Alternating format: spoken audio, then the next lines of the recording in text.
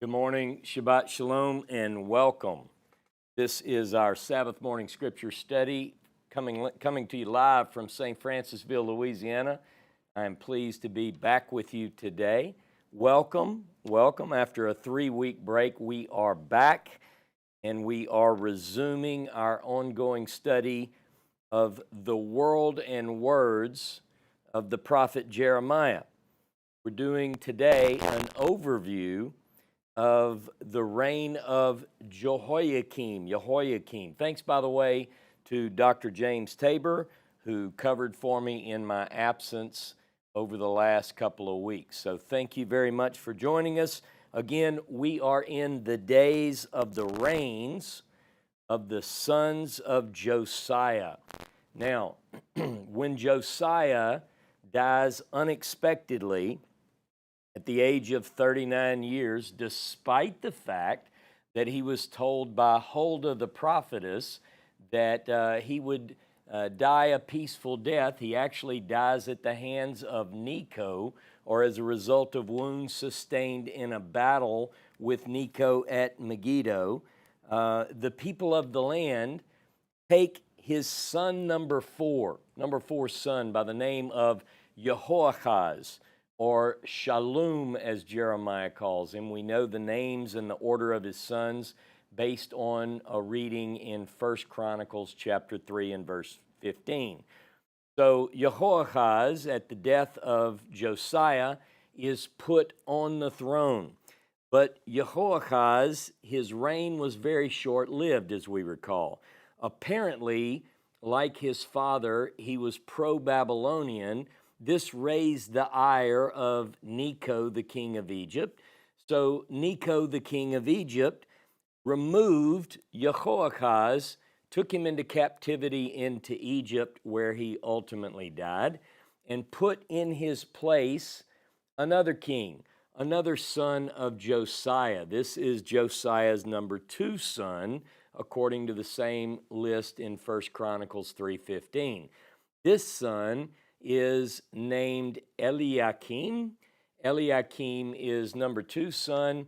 And then, interestingly enough, Necho, not only does he take Eliakim and put him on the throne in place of his brother Jehoiakim, but Necho the Egyptian changes Eliakim's name, get this, strange as it might sound, although most people don't notice that it's strange, but he gives him a theophoric name, changes his name from Eliakim to Jehoiakim or Jehoiakim.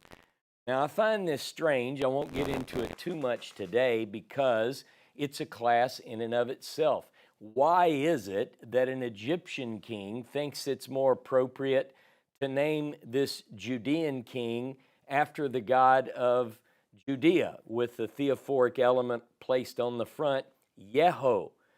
But he does. So there we now have Eliakim, whose name is changed to Jehoiakim. He is now the king.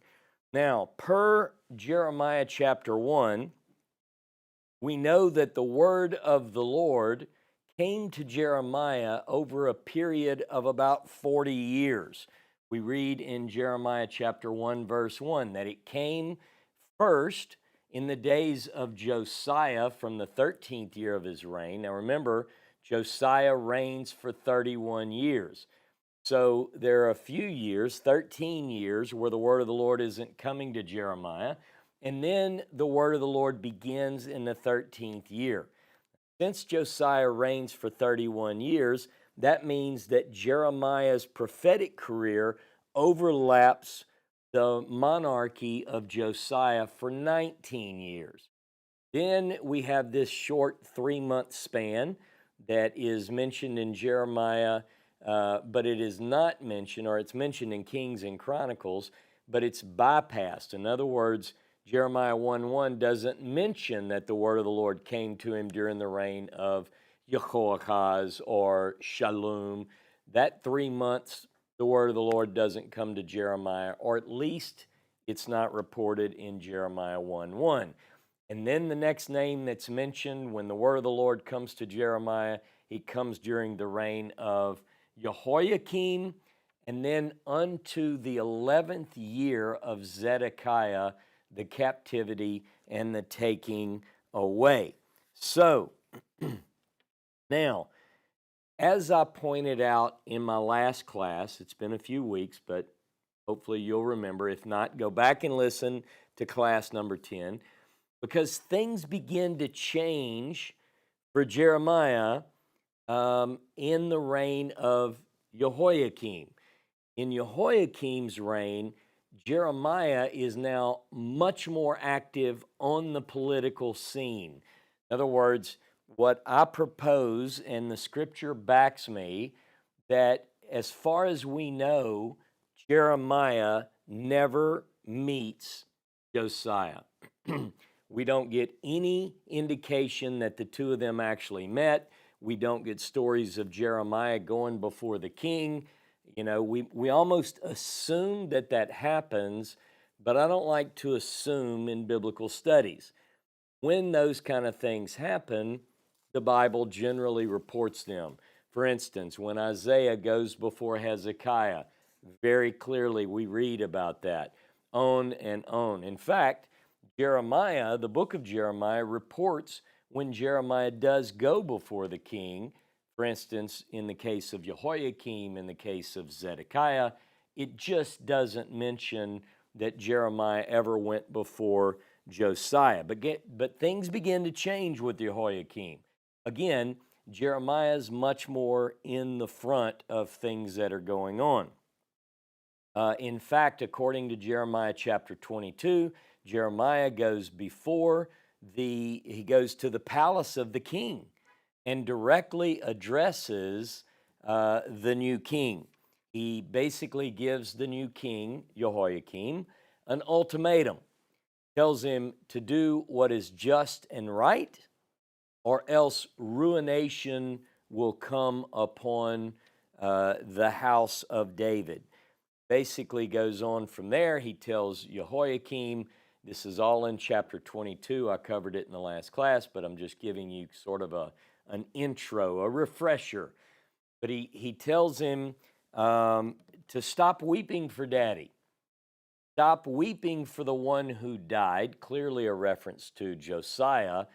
Rather, he tells him, weep for the one who was carried away captive, clearly, again, a reference to Jehoahaz, to Shallum, the one that Necho took away into captivity. As Jeremiah 22 puts it, he is not coming back. That's where your weeping ought to be. Now, from a careful reading of the words of chapter 22, Jehoiakim is headed toward that path of ruin, a path that, if according to the writing, does not correct itself, or if Jehoiakim doesn't get on the right path, he's going to follow this path to his own death and burial, which Jeremiah describes rather harshly as the burial of an ass. You won't be praised in the street as your father was, but you're going to go to a very bad end. Now, we are going to do somewhat of a broad sweeping overview of the reign of Jehoiakim, just to show you what's in front of us over the next several weeks. After today's class, we'll go back in, we'll begin to pick up specific points of Jehoiakim's reign, and we'll flesh those out. We'll dig deep into those, and we'll show you which prophecies go to which period of the reign of Jehoiakim. Remember, Jeremiah is not at all in order. The book is very much out of order. Things that occur in certain parts of the book, one who picks up casually and begins to read Jeremiah, anyone who thinks that they're reading things chronologically is not reading. What we have to do is we have to go in and find textual clues, evidence as to where does this belong. So we'll talk about, well, Chapter 25 is during this king's reign in this time. That way you begin to make some sense. Now, I've recommended this book ad nauseum over and over and over. It's called A Synoptic Harmony of Samuel, Kings and Chronicles, subtitled, with related passages from Psalms, Isaiah, Jeremiah, and Ezra, edited by James Newsom Jr. Get it.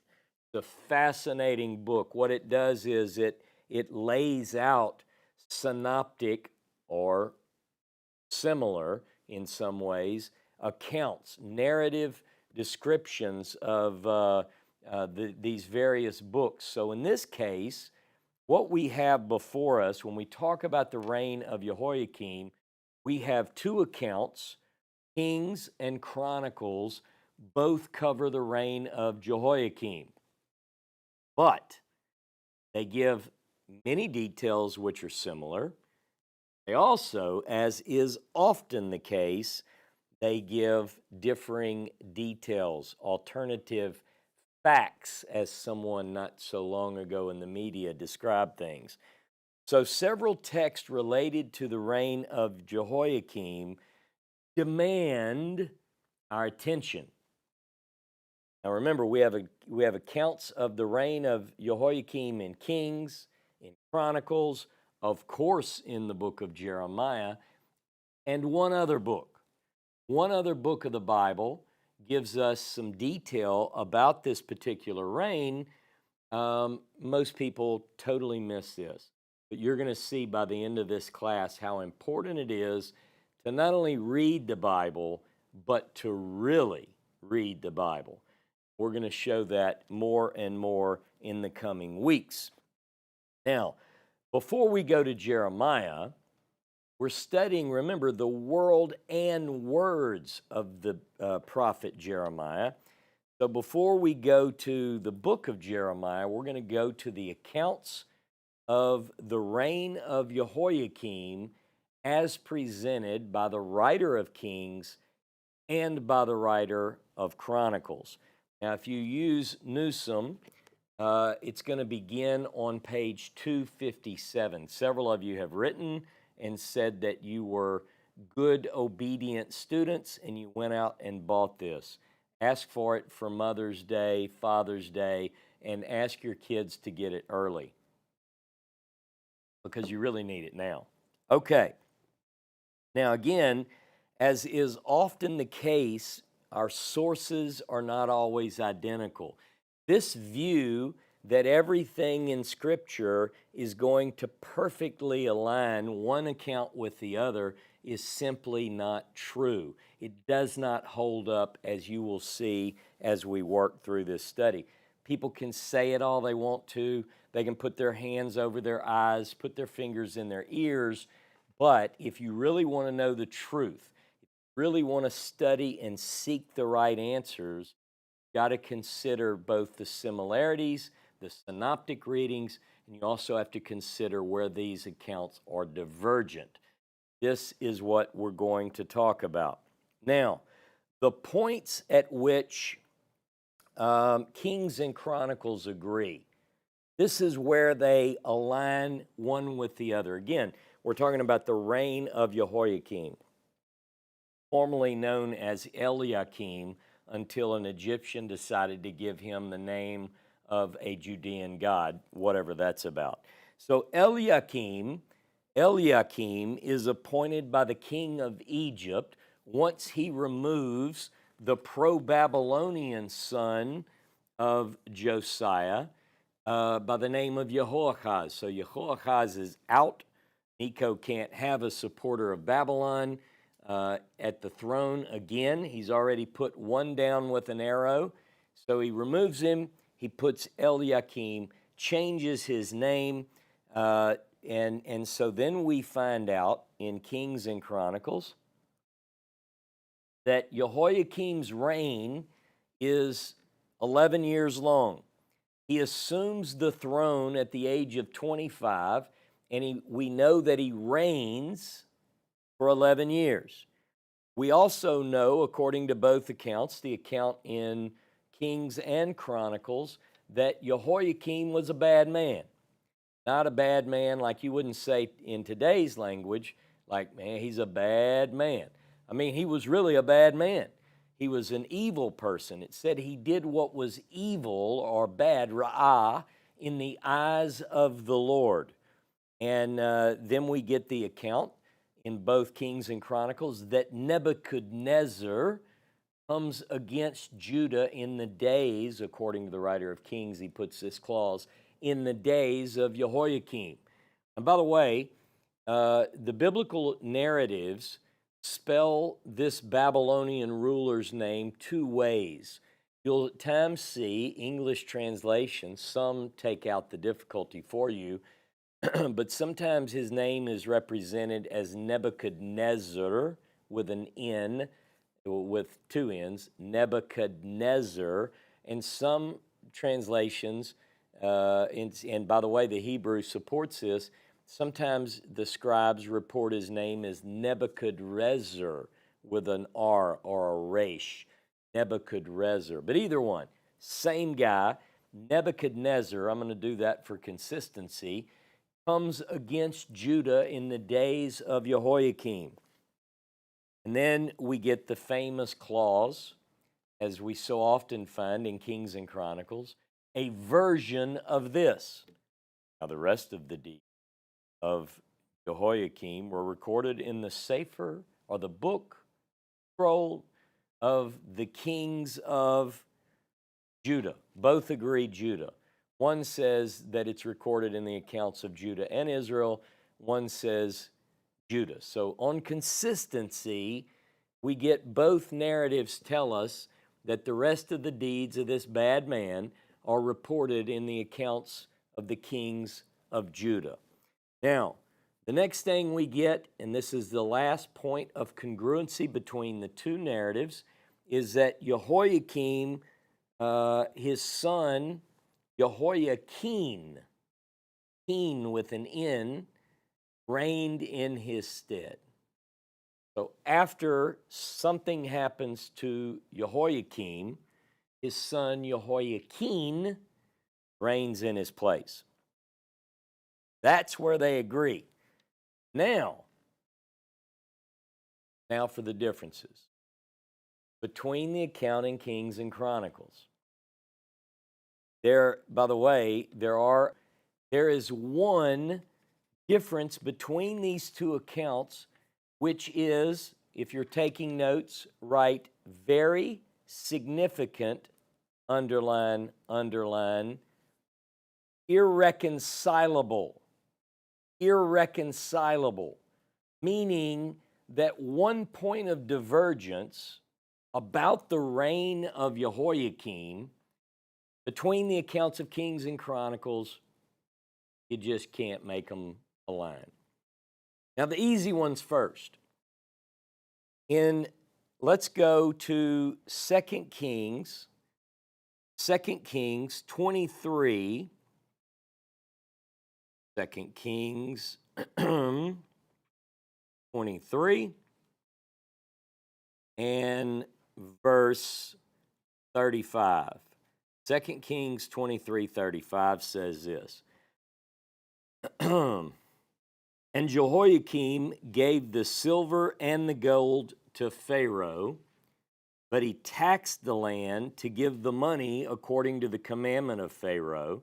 He exacted the silver and the gold of the people of the land, of everyone according to his taxation, to give to Pharaoh Necho. So the account in 2 Kings informs us of this fact that is not reported in Chronicles. Now, Kings and Chronicles both tell us, prior to this, that a tribute is demanded by Necho on Jehoiakim. In other words, he says, you're going to have to pay me a certain amount of silver, a certain amount of gold.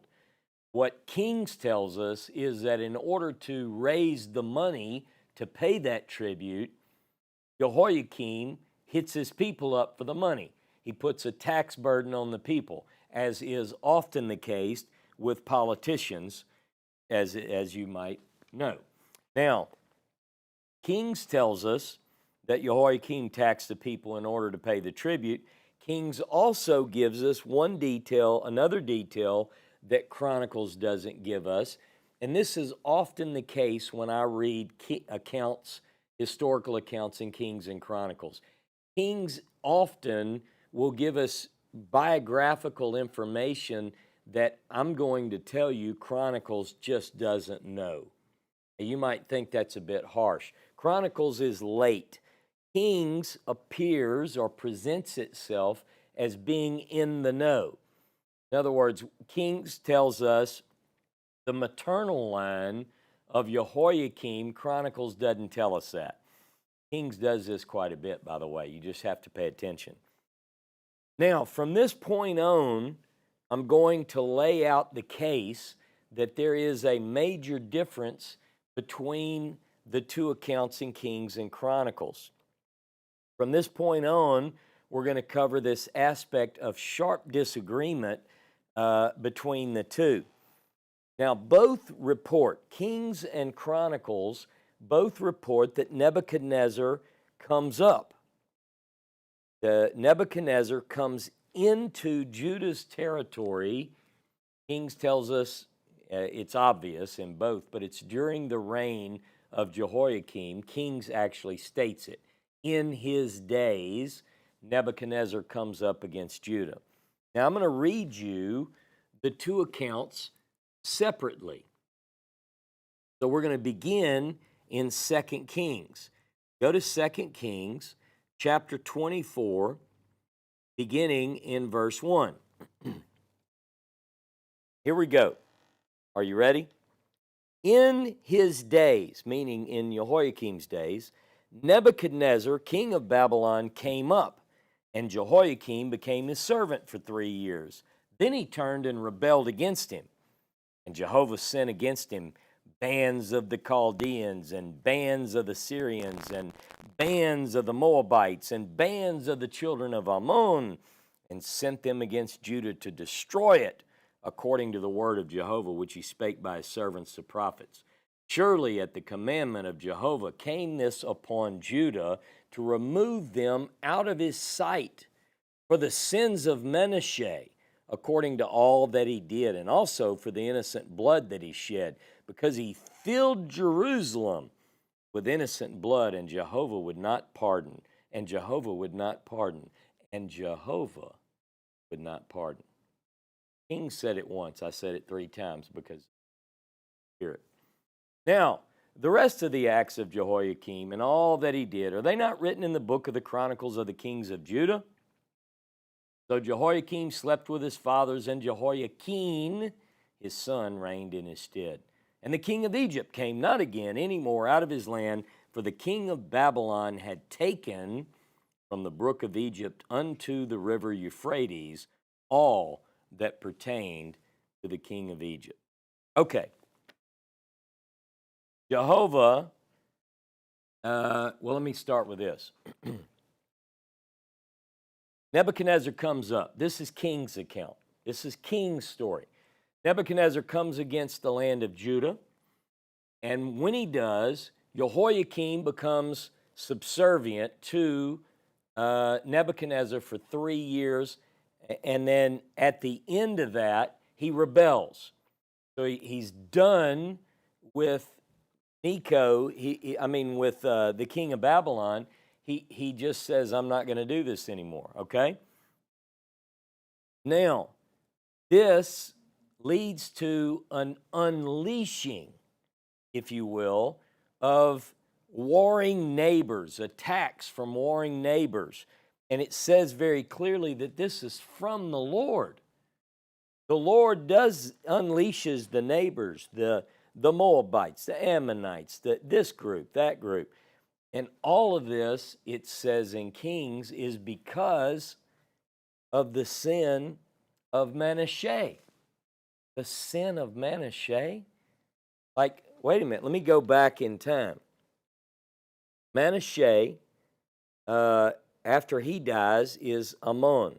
Ammon is assassinated, and then little 8-year-old Josiah takes over. So you got Manasseh, Ammon, Josiah, the godly king, remember? And then you have Jehoiakim, who's taken captive into Egypt where he dies. And then you have Jehoiakim. Now, all of these, this is 5 different rulers, and the writer of Kings says that the unleashing of the attacks of neighbors is because the sin of Manasseh. Well, wait a minute. I thought that Manasseh's sin was pardoned. Kings says it was not pardoned. In fact, it was so not pardoned that God unleashes all these nations on Israel to remove them out of his sight because of Manasseh's sin. You know, he shed innocent blood, he did all this other stuff, and God would not pardon. That's what King says. Chronicles doesn't say that. Go to 2 Chronicles. Very important to show you how different these two accounts are. 2 Chronicles 33, let's begin in verse 10. As I often say, they are as different as CNN and Fox, if you can understand that. Okay, here we go. 2 Chronicles 33:10. And Jehovah spake to Manasseh and to his people, but they gave no heed. Wherefore Jehovah brought upon the captains of the host of the king of Assyria, who took Manasseh in chains and bound him with fetters and carried him to Babylon. Verse 12. And when he was in distress, Manasseh, he besought Jehovah his God, humbled himself greatly before the God of his fathers, and he prayed unto him, and was entreated of him, and heard his supplication, and brought him again to Jerusalem in his kingdom. Then Manasseh knew that Jehovah he was God. After this, he built an outer wall to the city of David on the west side of Gihon in the valley, even to the entrance of the fish gate. And he compassed Ophel about with it, raised it up to a very great height, and he put valiant captains in all the fortified cities of Judah. And he took away the foreign gods and the idol out of the house of Jehovah, and all the altars that he had built in the mount of the house of Jehovah, and in Jerusalem. And he cast them out of the city, built up the altar of Jehovah, offered thereon sacrifices of peace offerings and of thanksgiving, and commanded Judah to serve Jehovah, the God of Israel. Nevertheless, those people sacrifice still in the high places, but only to Jehovah their God. See if that's as far as I want to read. A little bit further. Now the rest of the acts of Manasseh, and his prayer unto his God, and the words of the seers that spake to him in the name of Jehovah, the God of Israel, behold, they're written among the acts of the kings of Israel. His prayer also, and how God was entreated of him, and all his sin and his trespass, and the places wherein he built high places, and set up the Asherim and the graven images. Before he humbled himself, behold, they are written in the history of Josiah. So Manasseh slept with his fathers, and they buried him in his own house, and Ammon his son reigned in his stead.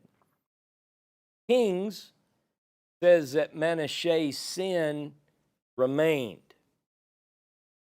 Chronicles paints a much more kind picture of Manasseh and how he repented in the end and ultimately restored the bad that he had done. So there's a difference there between Kings and Chronicles, because by the time we get to the reign of Jehoiakim, we have the writer of Kings, who, by the way, has been consistent all along when it comes to Manasseh. Kings tells us that Manasseh was a bad man, and that the things that were happening even in the days of Jehoiakim could be attributed, at least in part, according to the writer of Kings, to the bad that Manasseh had done. Back to Jehoiakim. When we look at the story of Jehoiakim, it says the rest of his deeds are written in the Sefer of the Chronicles of the Kings of Judah, and that he slept with his fathers. Now, so you get it. This is Kings. Nebuchadnezzar comes up. He attacks Judah. He basically demands a tribute, which Jehoiakim pays for 3 years by taxing the people. He's subservient to Nebuchadnezzar for those 3 years, and then he rebels. And then ultimately it says he died, slept with his fathers. All right? Now, how does Chronicles put it? Well, let's see. Second Chronicles, chapter 36, beginning in verse 6. And against him is Jehoiakim, came up Nebuchadnezzar, king of Babylon, and bound him in fetters, carried him to Babylon.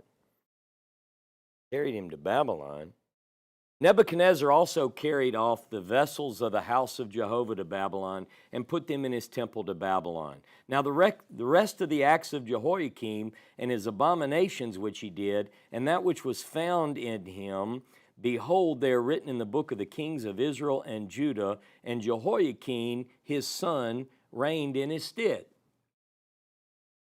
That's what the chronicler tells us. So Jehoiakim, we got two different histories here. And that's okay, because we have different sources that make up our biblical text. And these are ancient sources. These are stories that have come down to us, but they're different. They're very different. Now, some try their hardest to make everything work. But Chronicles says Jehoiakim is bound in fetters, and literally in the Hebrew it says that Nebuchadnezzar walked him in chains to Babylon. And he also reports, the chronicler also says, oh, and by the way, he took some of the stuff from the temple at that time and brought them from the house of the Lord and put them in his palace in Babylon. The chronicler does not mention the death of Jehoiakim. It just says he's carried away, and Jehoiakim, his son, takes the throne. Now remember, Chronicles is late. Chronicles is writing at a much later period, and one has to wonder, does the chronicler or the final redactor or editor not have the account before him, or her as the case might be, that the writer of Kings has? Very, very likely that is the case. So one of my questions is this. Which account is closer to the truth? Again, I know that the apologist, and some of you may be trying to resolve the discrepancy between these two accounts already in your head or on paper or in an email to me or whatever. But listen, there is an attempt that people try to make them both work. Like maybe he was carried away and then he realized that he messed up, and then God let him come back. And, well, let's stick with the storyline and see if that holds true. Even if that were the case, what do we do with the differences between Kings and Chronicles concerning Manasseh? Because they're different. Kings says Manasseh was a bad man and went to his grave being a bad person.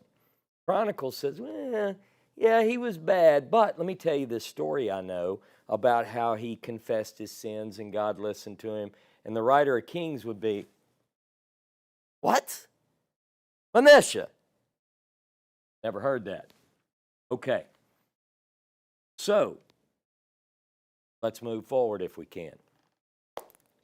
Can we find support, perhaps within Jeremiah or this other book, a mystery book that I'm going to bring in a little while, that tells us about the reign of Jehoiakim? Can we find evidence in one of those accounts, in Jeremiah or this other book, that supports either the writing as we have it in Kings or the narrative that we have in Chronicles? Well, let's see.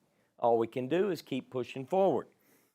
Kings and Chronicles, again, report that Jehoiakim reigned for 11 years and that Jeremiah was prophesying during these 11 years. So we ought to find in Jeremiah information about Jehoiakim's reign, and that is the case. In fact, if you do a search for the name Jehoiakim in Jeremiah, you'll find that it occurs 22 times. 22 times Jehoiakim occurs. Now, we're not going to go into all those today, and I won't even give you those, but you can do a simple search on your nice Bible software, or you can read the book of Jeremiah and find them all, or however you want to do it. You can go to Blue Letter Bible and search for it. But some of the occurrences of the name Jehoiakim are the following. There are passages, 2 times it mentions the days of Jehoiakim. There is one passage in Jeremiah 26 that says at the beginning of his reign. Jeremiah 26 says the beginning of the reign of Jehoiakim. So if we're doing chronological, I'm going to go there first. I'm giving you an overview today, but believe me, next week we're going to jump all into Jeremiah 26 because that's the beginning of Jehoiakim's reign. But I'm giving a broader, I'm boxing in the reign of Jehoiakim today. You got twice where it says the days of. 5 times the name Jehoiakim appears in the narrative of Jeremiah for various reasons. The 4th year of Jehoiakim is the focal point of the writer of the book of Jeremiah. Now let me explain that a minute. If you look at the 4th year, more of the book of Jeremiah, particularly where it's talking about Jehoiakim's reign, is focused on the 4th year. Chapter 25, verse 1, chapter 36, verse 1, chapter 45, verse 1, and chapter 46, verse 1, all are describing things that happen in the 4th year of Jehoiakim. Did you notice the spread of those? Now, I can tell you that chapter 26 is not the 4th year. Chapter 27, 28, 29, 30, 31, 32, 33, 34, 35 are not the 4th year. You see there are gaps. So you have to go in, and if I want to teach you on the 4th year of Jehoiakim's reign, I've got to find all those different chapters. They're scattered all over.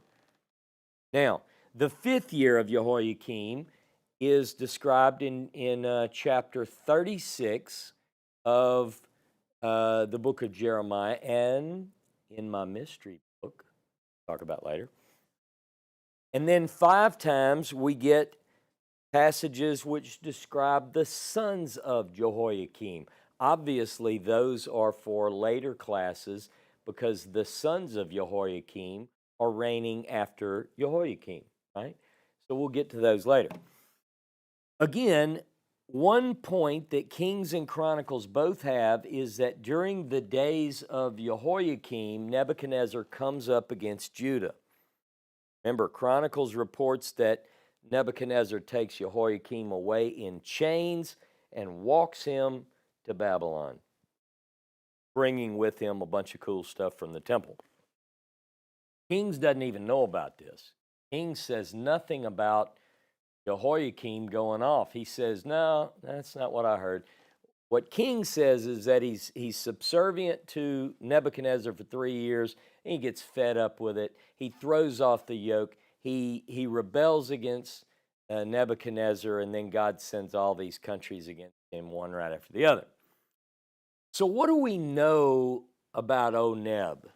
What do we know about Nebuchadnezzar?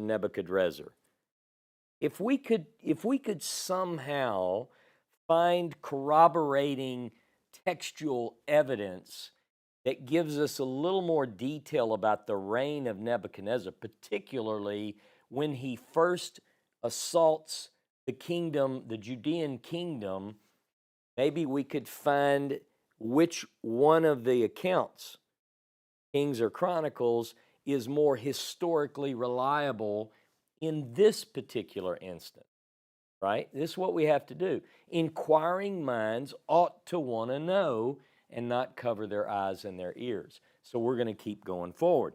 In other words, if I could find a date or determine a date for when Nebuchadnezzar comes against Judah, then maybe I'll be able to narrow this down. All right, go with me to the book of Jeremiah, chapter 25. Jeremiah 25, beginning in verse 1. The word that came to Jeremiah concerning all the people of Judah, listen for clues. In the 4th year of Jehoiakim, the son of Josiah, king of Judah. Now listen, this is a parenthetical statement in the text. Parentheses. The same year was the 1st year of Nebuchadnezzar, king of Babylon. Parentheses. Okay, stop there. The 4th year of Jehoiakim was also the 1st year of Nebuchadnezzar, king of Babylon. So now we have to put this in our notes.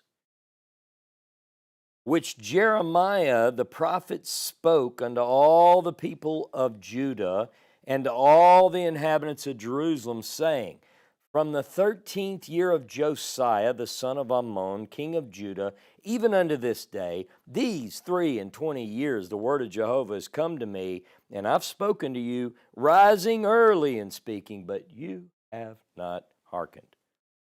All right. By the way, the math checks out. Relax. Take a deep breath. Jeremiah is at least consistent within the book of Jeremiah. Remember, we have Jeremiah 1:1 that sort of sets the pace. We know that Jeremiah begins to hear the word of the Lord in the 13th year of Josiah's 31-year reign. That means that if you look at the time Jeremiah overlaps Josiah's reign, it's 19. Everybody do the simple math. 19 years, and now we're in, according to Jeremiah 25, we're in the 4th year of Jehoiakim. 19 plus 4 equals 23. Jeremiah says, I've been speaking to you and you've not been listening for 23 years. Math works. Okay? Now, again, we also now know that in the 4th year of Jehoiakim, Nebuchadnezzar, according to this parenthetical statement, Nebuchadnezzar becomes king. It's the 1st year of his reign. Okay? Now, let me be really fair with this.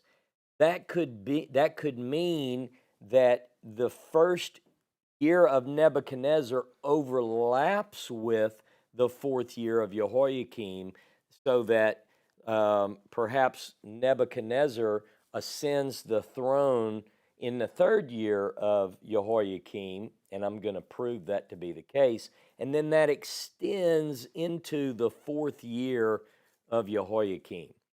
You'll follow this more as we go. Now, by the way, it's this same 4th year of Jehoiakim that something else happens important for our story that I'll have to get into more detail later. But for now, go to Jeremiah 46. Now, let me tell you what Jeremiah 46 is. Jeremiah 46 is the beginning of a series of oracles to the nations. God gives word to Jeremiah to speak these words against the nations. 46 comes out the gate against Egypt. Now listen to this.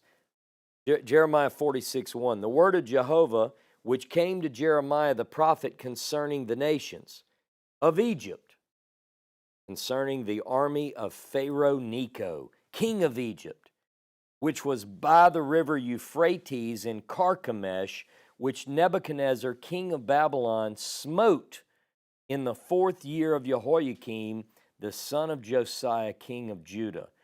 So I'm going to just stop there just to make the point. 4th year of Jehoiakim, Nebuchadnezzar is on the throne. It's the beginning of his reign. The beginning of Nebuchadnezzar's reign, he goes to Carchemish and defeats Necho. Now remember, Necho is battling. There are other countries involved. We're going to go through this battle at Carchemish in a future class, and you'll really understand it, because you might say, well, why do I need to know about a battle that took place in the first year of Nebuchadnezzar? What do you mean, why do you need to know it? This is more important than anything you watch on Netflix. This is absolutely essential. It's in the Bible. So we're going to study that, but we're not going to do it today. So we know that the writer of Kings, for instance, knows that Egypt is defeated during the days of Jehoiakim. How do we know that? Go with me to 2 Kings. 2 Kings chapter 24 and verse 7. And the king of Egypt came not again any more out of his land. This is during the reign of Jehoiakim. For the king of Babylon had taken from the brook of Egypt unto the river Euphrates all that pertained to the king of Egypt. Now we know from Jeremiah 46 that takes place in the 4th year of Jehoiakim. So I want you to get this. The 4th year of Jehoiakim, Nebuchadnezzar is sweeping the land of Canaan, the land of Israel and Judah, and he pushes Egypt out. 4th year of Jehoiakim, Necho is out. We know that Nebuchadnezzar, according to Jeremiah 25, defeats Egypt in the 4th year of Jehoiakim, which is the 1st year of his reign. That means that as soon as Nebuchadnezzar takes the throne, this gadfly comes against the world. He is on a war campaign to conquer the world. But several other key events take place in the 4th year of Jehoiakim, and I don't want to go into too much detail about the 4th year. That's going to take an entire class, believe me. We also have texts that deal with the events of the 5th year, and remember, he reigns for 11 years. But suffice it to say that Jeremiah knows nothing about the chronicler's report about Jehoiakim being taken in chains to Babylon. He doesn't know anything about it. Nothing. So what does that mean? Well, we'll get to that later. But before we dig into the 4th year or the 5th year or the 6th through the 11th year, we need to take a closer look at what Scripture says about the first 3 years of Jehoiakim's reign. What's happening in years 1 through 3 before Nebuchadnezzar goes to Carchemish and does this and comes to attack? Remember, if you will, that when Necho kills Josiah at Megiddo, they're both going towards Carchemish to support their representative side.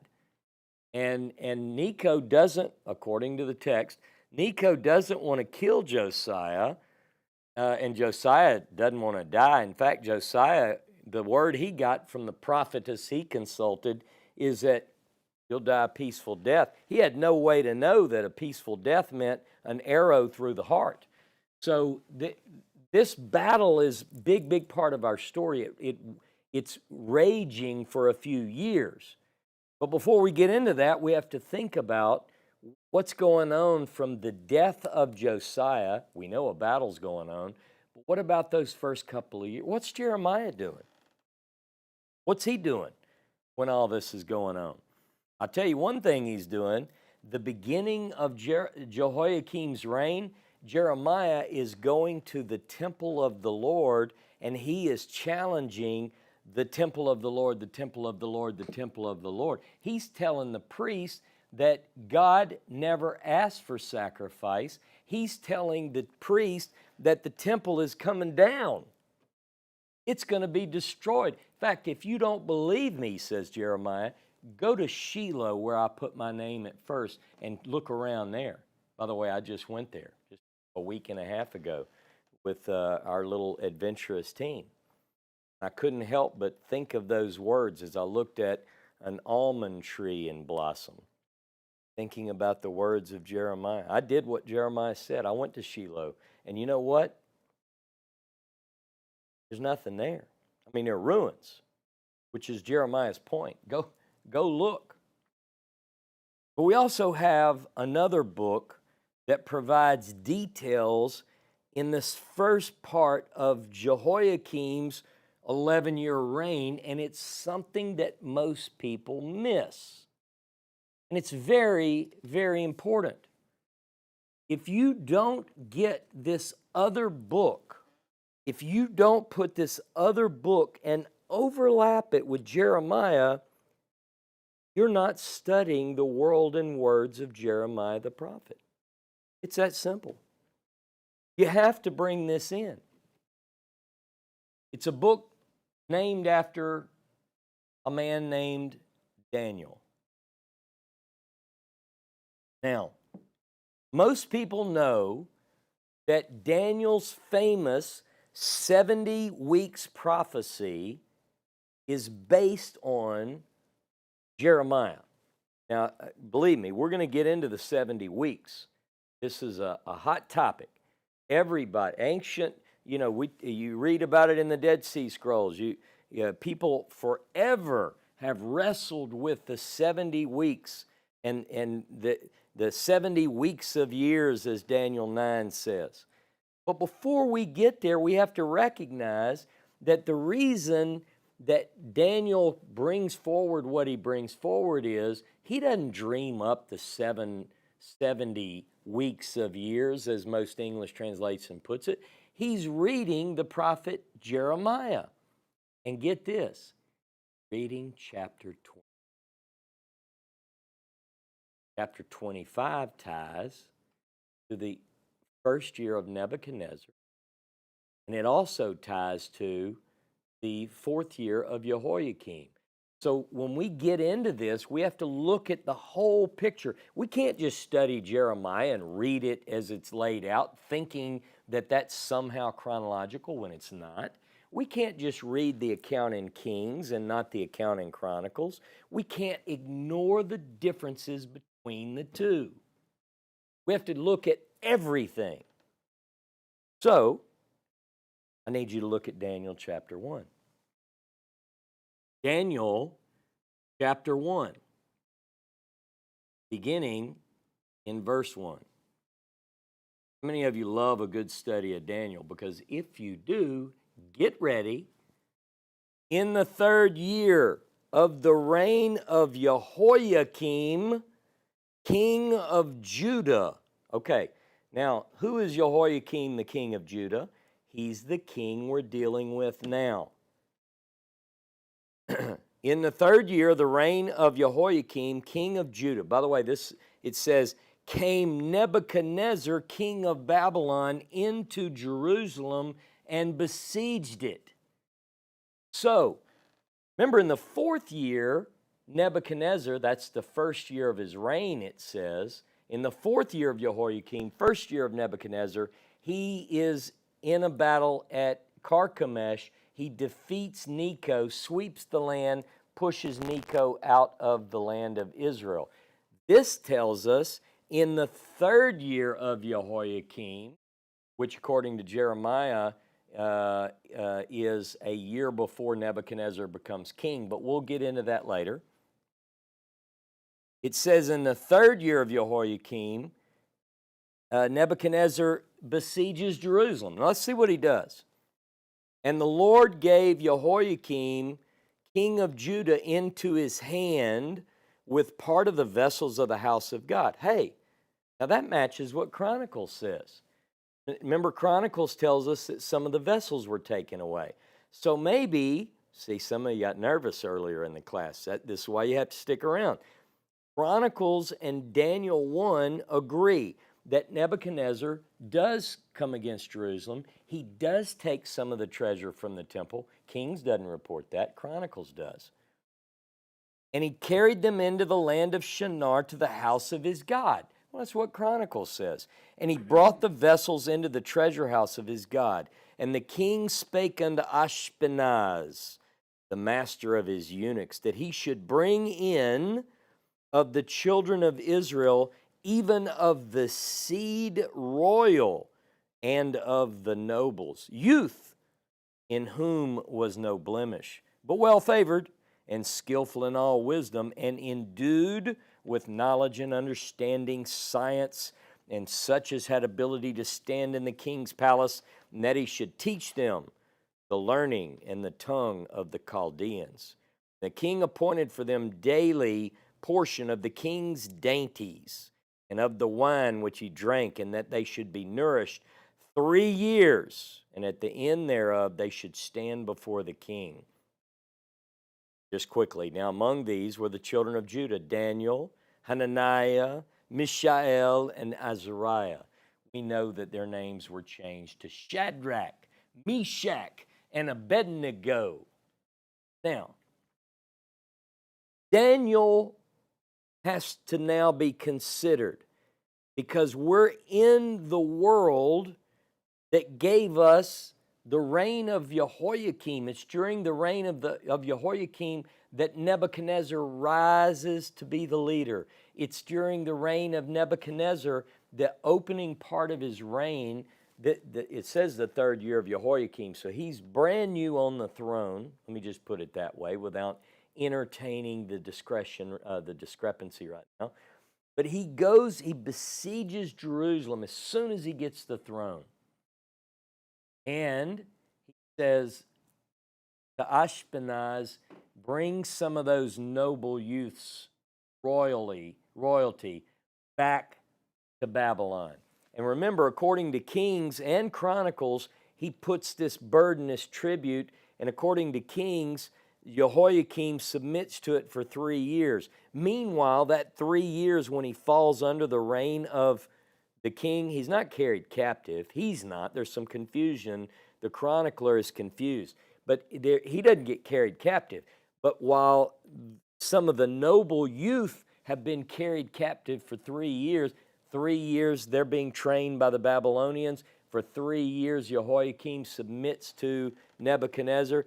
After the 3 years, he rebels, and Daniel, Shadrach, Meshach, and Abednego are graduated from the 3-year school of Babylonian knowledge and culture. That means that while we're in this first 3 years, we're going to be looking at details from the book of Daniel too. You realize that when Nebuchadnezzar has his dream, remember the statue and all that? That's during Jehoiakim's reign. So we have to study that. But see, most people just jump in the book of Daniel and think they can understand it. They don't know what's going on in the world around them. That's why we have to have a class called The World and Words of the Prophet Jeremiah. Over the next several weeks, I will begin to cover, excuse me, the first 4 years of Jehoiakim, which brings in Daniel. From Jeremiah's temple sermon to the writing of the Jeremiah scroll, which was later burned by Jehoiakim, had to be rewritten in the 5th year, to the exile of Daniel and the events in the early chapters of Daniel, to the battle of Carchemish, to the dream of Nebuchadnezzar, and much, much more. You, ladies and gentlemen, don't want to miss a single episode.